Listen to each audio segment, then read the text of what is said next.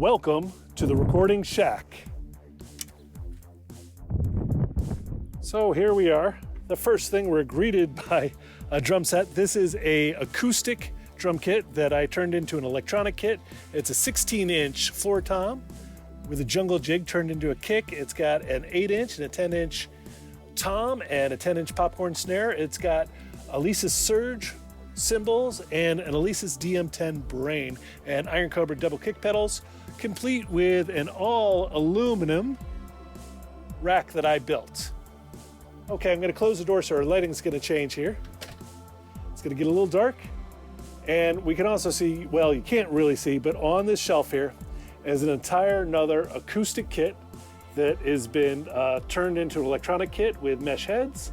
And then I have another percussion station up there. It's a stand-up percussion station. And then if we just pivot on up here, we've got a powered loudspeaker for rehearsing. I'm going to turn here to the left.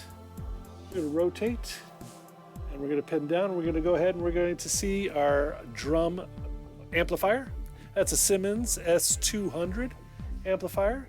And then I've got actually 3 loudspeakers stacked up. Only the one on top is actually plugged in. The other 2 are just extras.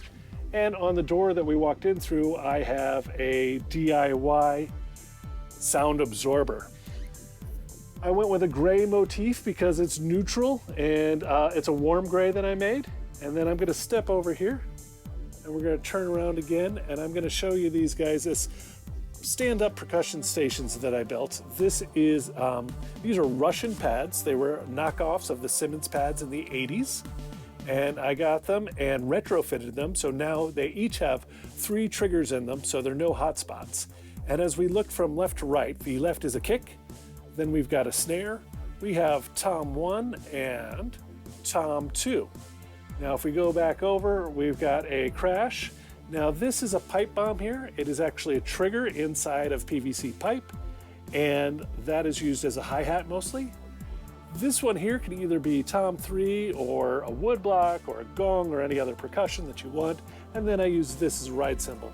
I went with the little small red cymbals because the back of these pads are red, and I wanted something small, not get in the way.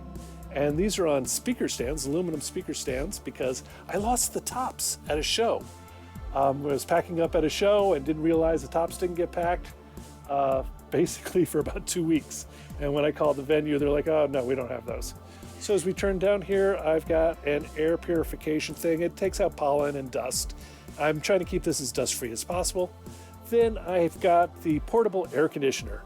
I know they're not very efficient, but the reason I went with it is because I already had it. I had a portable air conditioner, and I figured I might as well use it, and it just takes a small hole in the wall instead of taking up the whole window.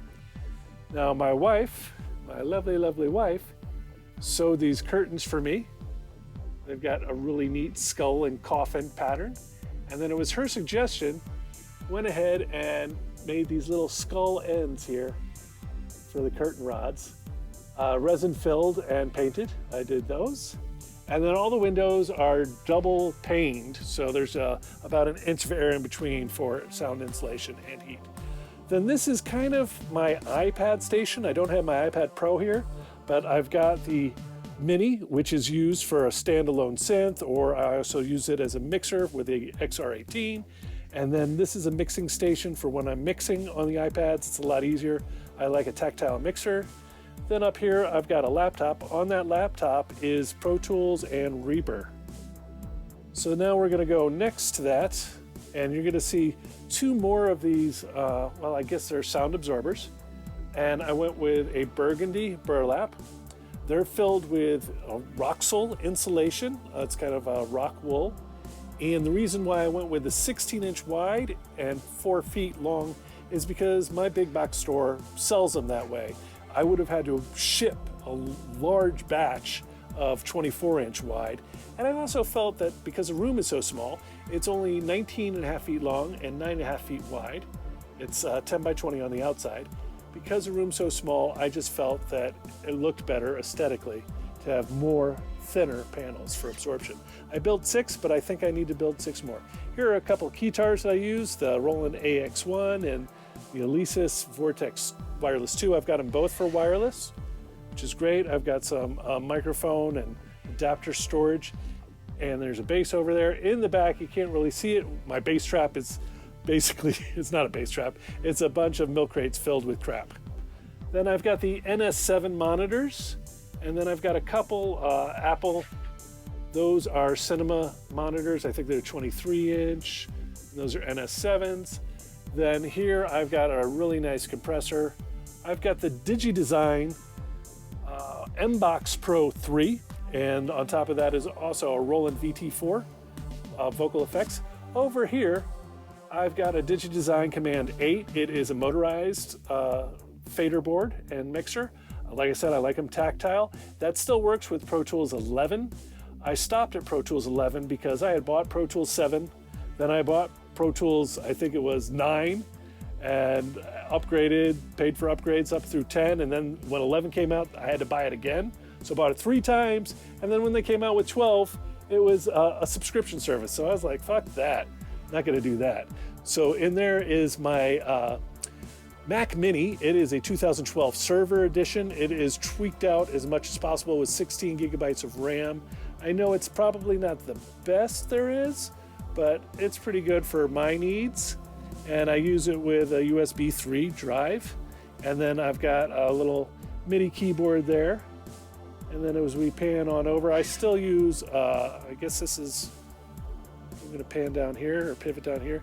Trackball, I don't know if you can see it. I just got used to the trackball. Oh, I'm gonna swing back over here to the left. My microphone, I use, I've got a Rode mic there, and I use it on one of these pivoting arms.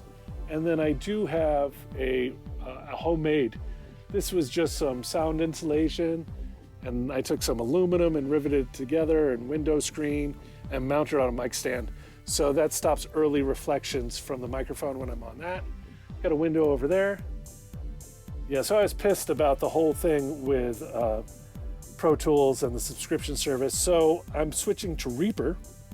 And this is the XR18, which I'm using with Reaper as my interface. And I've got a little mic pre down there. And then in the corner, cardboard boxes and milk crates is my bass trap. It's temporary. I'm gonna be putting in real bass traps and more sound absorption panels behind here. I've got a nice custom guitar there. That's a BC Rich Warlock. Then I'm gonna show you guys some storage up here.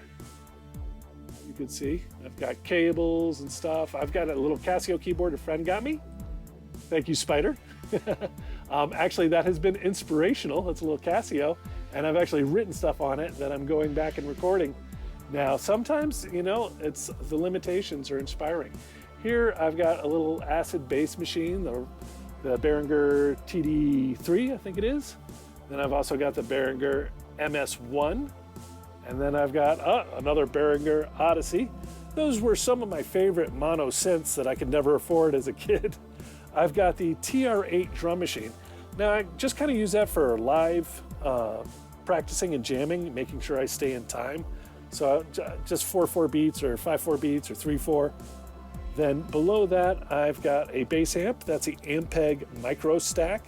Sounds really good. It's louder than you would think. It's got 2 10s in it, and it's great for practicing, you know.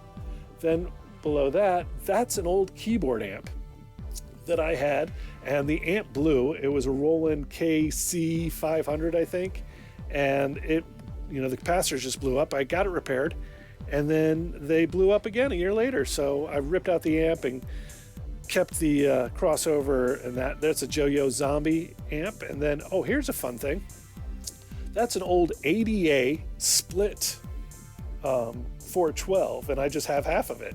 It's 2 12s, it's a slant cab, and I pulled out, the old speakers in it were trashed, so I put in Black Shadow speakers. I really like the sound of the Black Shadows, and I learned that because of this oversized Mesa cabinet. Now this Mesa Boogie here, this thing is a beast. It's half open back, half closed back, and it's loaded with Black Shadow speakers, and that's how I found out I liked them. They're a little bit brighter than Celestion Vintage 30s, and I like a little bit more attack, a little more bite. Of course, I'm not a guitarist. That's my 61 key keyboard controller. They're older, but you know, hey, I buy stuff used. This is my favorite mono synth. This is a Roland SEO2. It does pretty much everything I want, plus it's the best of both worlds because it's analog. So you've got all the analog tones and sounds and everything, but you could save presets. Yes, you have presets. And it's got effects, and it's got a sequencer, and it's got an arpeggiator, and I love it. That's an old IK Media iRig Pro keyboard. It was just small so I can travel with it. I'm not a fan of that company or their policies, so I don't like that stuff. Then down here, I've got a knockoff of a triple rec Mesa Boogie head. It's the Triple X by Peavey, tube amp, really love it. I've recorded guitar and bass through it, really good. Then in the Coffin cases here, I've got another bass, another guitar. This pile of cloth over here, those are just the dust covers for everything. I cover everything up dust-wise. And then I've got this like little Coffin holder and organizer. I've got cables and headphones and adapters in there. I'm going to add more sound absorbers as I build them. I've already got the canvas for it, but I just need to do that. This back wall is going to have a custom, ooh, I can see my shadows. It's going to have a custom, what would you call that? It's not an absorber, but deflector, a sound deflector on it. So that'll be custom. Oh, I forgot to show you one more thing. So I'm going to swing around the studio just a little bit. And if we pivot down here, that is a really old guitar amp that sounded lousy with distortion and stuff, but it sounded great clean. So what I did is I got a crossover and a 15-inch speaker and a horn and put it in there, and it's another keyboard amp. So this studio ideally is for doing electronic stuff. You can practice with a full band in here using the electronic drums. And if you use the electronic drums, it's quiet enough and you've got enough room in here, but it's mostly for recording keyboards and mixing and mastering and stuff like that. Once I get more of the sound absorption up, it'll be complete. Thank you guys for watching. This is my recording shack, my home studio. All right, bye.